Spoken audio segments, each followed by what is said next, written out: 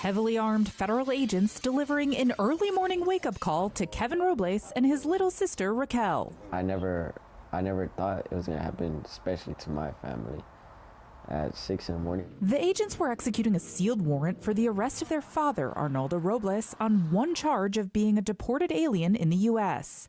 They sent a drone inside and used flashbangs before entering the home themselves. It was scary. Imagine just opening the door and getting received by like 20 lasers pointed at you and all these rifles. They ultimately led Robles, his wife Angelica Ortega, and their two teenagers out of the home, one by one, in handcuffs. My cuffs were tied to the mags, and I was telling them if they can unloosen them, and they're just foul language, like saying, "Oh, stop being a you can handle this." Court records show Arnoldo Robles was convicted of a DUI in 2023 and was on probation. I said, you guys are out here like if you're coming to do like a drug cartel or a murder or something. Like, this is crazy. Their neighbor Ara Rocha watched it all unfold and says the firepower didn't match the threat. I know you guys are doing your job. Like, we all have a job, but there's ways of doing it.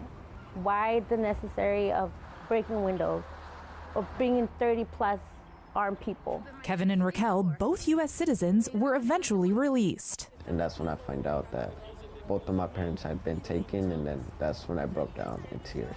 Raquel wanted to share her story, but could only say a few words. Robles remains in federal custody, and Ortega is now in deportation proceedings. They said they only came to get one person, but ended up taking both of them. Kevin says his mom hasn't gotten the medical care she needs while detained, and he hasn't been able to reach his dad. I wonder how my dad is and how he's doing, how his situation is going, and how is there a way where I can get in contact with my dad. Theirs is a tight-knit neighborhood that painted a mural of the couple as they hope for their return. Sad?